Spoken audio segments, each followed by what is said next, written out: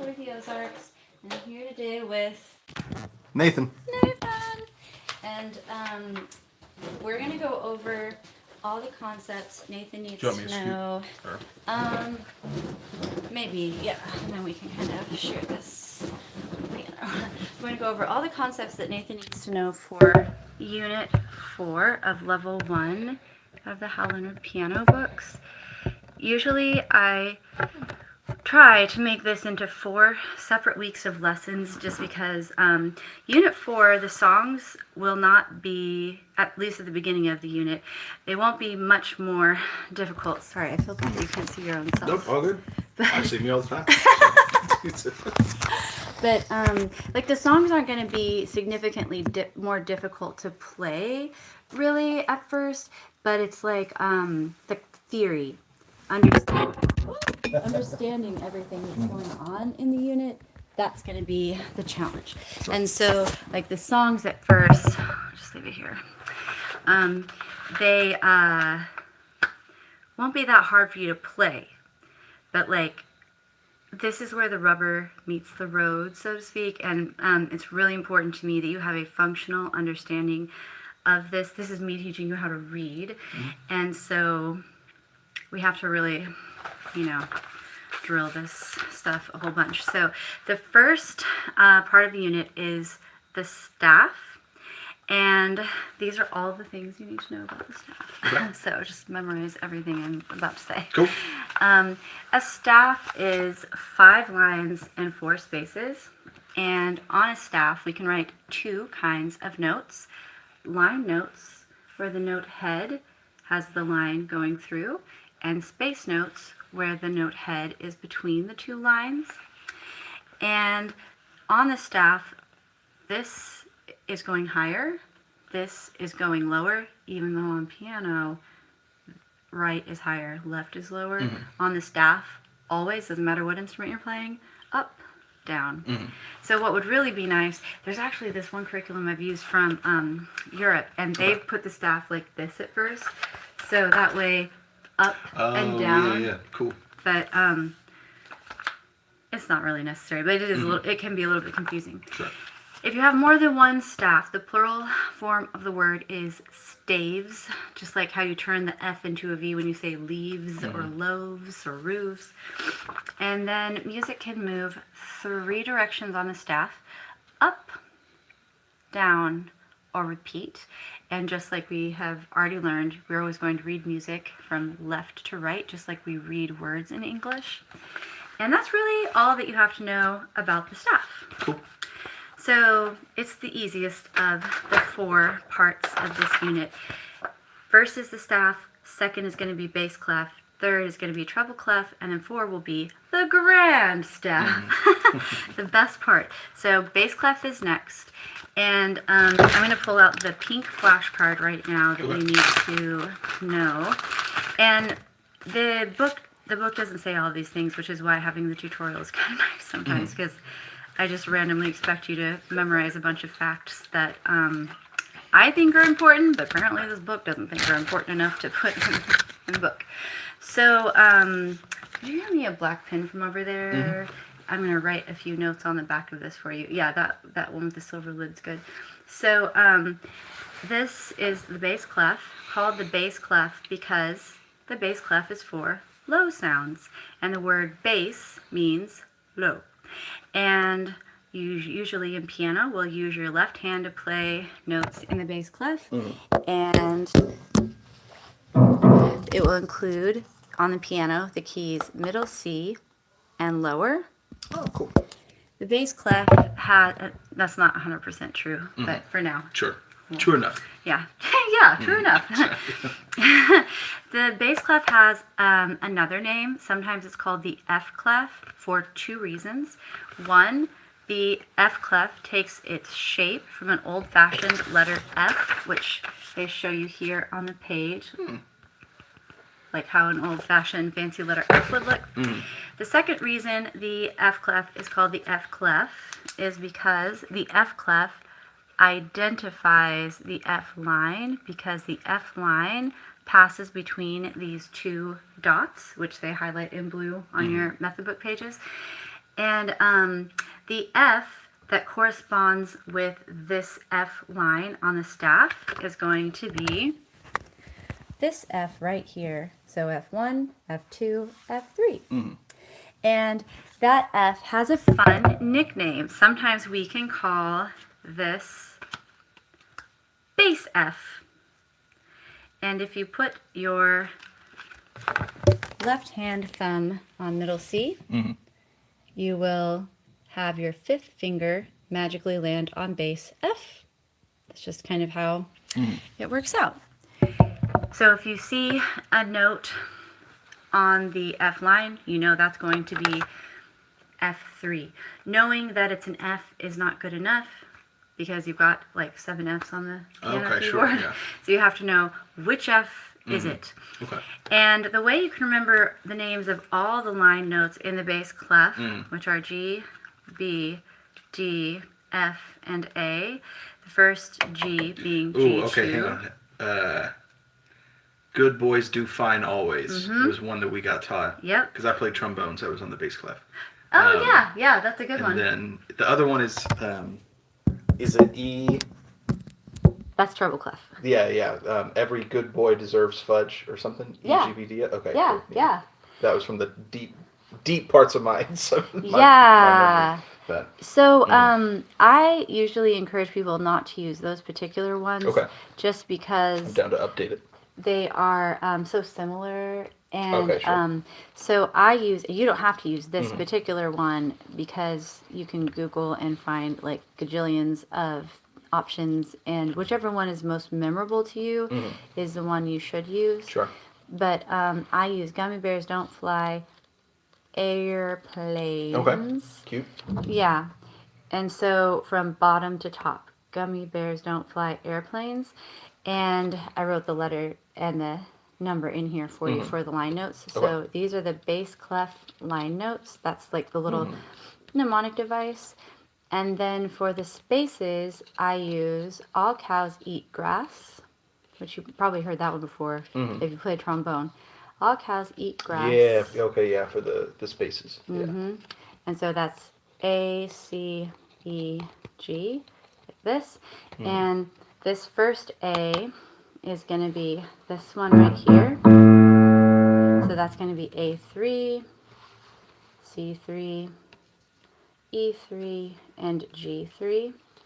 And so I will be asking you next time to say these mnemonic devices from memory and then identify and play each of these notes. So you don't have to say the numbers if you don't want to, but you should at least be able to say G, B, D, F, A. And it's like, because line to line, you're skipping over a note, you're going to be skipping over a key. So you have a white key between each, and then it'll be the same with the space notes. All cows eat grass. And that's pretty much all you need to know about the bass clef, I think. Cool. I think I remembered everything. And then the next thing, like I was saying, is the treble clef, which is on page 40, right here. So for the treble clef, same situation. So this is called the treble clef because the word treble means high, and the treble clef is for high sounds. And the other name for the treble clef is the G clef. The G clef is called the G clef for two reasons. One, because it identifies the G line, because the G line passes through the curve right here. Yeah. And the G that's on the keyboard that corresponds with that G line is right here. And so sometimes we will call that treble G, just like we call the bass F sometimes. And so that is G4. And so we can remember the line notes with every girl breathes deadly fire. Okay. And then the face is in the space, F-A-C-E. Oh yeah. The face spells out face if you write down the space notes. And so this bottom line note is going to be E4, and then B5, D5, and F5, and then F, A, C, E for the spaces, and the first F is going to be F4, A5, C5, E5.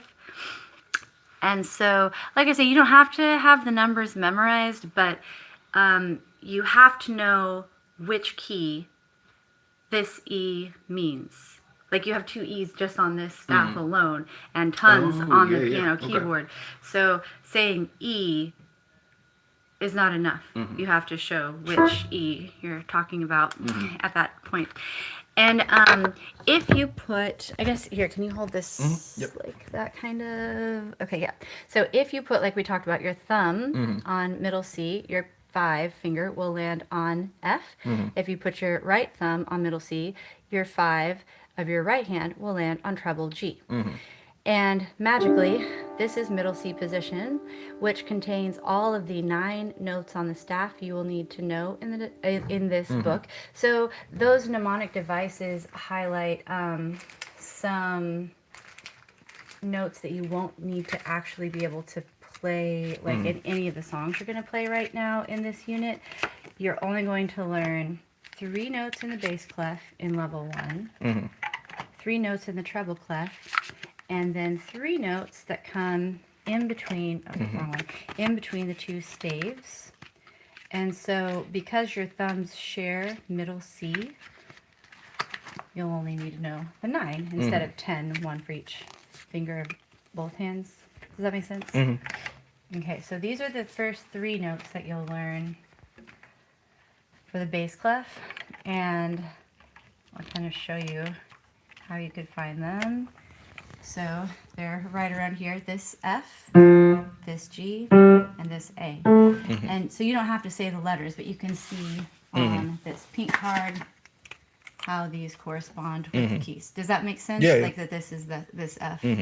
And so when I hold up this pink card next time, I'll want you to say like all that information I just said to you. Okay. But for these, I'll hold this up and you'll just say G and then play G using your left hand. Okay. And A and F. And that's all you have to do for these white cards.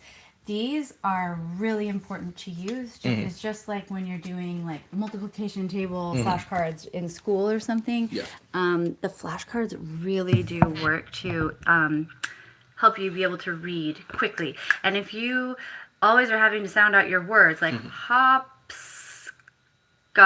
it's like it's never going to be fun to read a book. And music is going to be the same way. You've got to be fast. Okay. So the more you do these, the better. Oh, and this is another little way you can drill yourself. You can use your hand and pretend your 5 fingers are the 5 line notes and the spaces between the fingers are your 4 space notes. And you can use either staff, and you can do it this way or this way, but you just need to decide which way is up, and then like waiting in line at the store or something, you don't have a piano to practice on, you could still be like, okay, 3rd line note from the bottom, bass clef, that's going to be D, and so on and so forth. And you can do it with treble or bass. So then the next 3 you would learn will be E, F, G, and the treble clef. Oh, sorry. And I'll show you these real quickly. And if you want to flip this over, so it's like, oh, I'm flipping backwards, sorry. It's like this, E, F, G. So just to review, those white cards that we've looked at so far are for the bass clef, F, G, A, for the treble clef, E, F, G. So 3 bass clef, 3 treble clef, and then these 3 are the last 3 we'll learn. These 3 come between the 2 staves. And so... Oh, yeah. I see that in church a lot, so... Oh, at your church? In the hymnal? Yeah. And we did a little bit of it in band. Oh, yeah, you would have had to know a little for trombone. Yeah, I don't think we went more than 2. Like, yeah, we didn't do more than that, but... Yeah, that would make sense. So this is the grand staff page, which is the last thing you have to learn for this unit. So you have more songs after My Best Friend, but it's like these are like the big note reading concepts you have to master, and then it's just kind of more Put of it the into same thing action. really till the end of the level, Sure. which is just one more unit after this. The only thing new after this unit that's really big is skips on the staff. So for unit 4, you only will have steps on the staff. So the grand Okay. staff has 4 parts. This straight line that connects the 2 staves, the curvy brace that connects the 2 staves, and then the treble clef and the bass clef. So treble clef, bass clef, bar line, brace. That's the grand staff. And in between the 2 staves are these 3 notes that we haven't learned yet. Okay. And so the way to remember these, they're not part of the Every Girl Breathes Deadly Fire or anything. These are a little confusing because you can see these 2, they look like pretty much the same. And so this one I remember as bobbing B because it's bobbing on top of the bass clef. Okay. And this one I remember as dangling D because it's dangling at the bottom of the treble clef. Okay. And middle C is pretty easy because it has a line in the middle and also comes in the middle of the piano keyboard and in the middle between the 2 staves. So that's pretty easy to remember. And so do you have any questions about any of that? Does that all make sense? Yeah. For now, just got him. I'm sure some of the questions will start coming when I start doing it. Yeah. But I can reference the video and then. It's kind of boring. It's trying. just a bunch of repetition. So, oh no, this is like so many comments. Yeah, I Sorry. saw that we were pretty popular. They always go away quickly though because it's kind of boring Yeah. content. But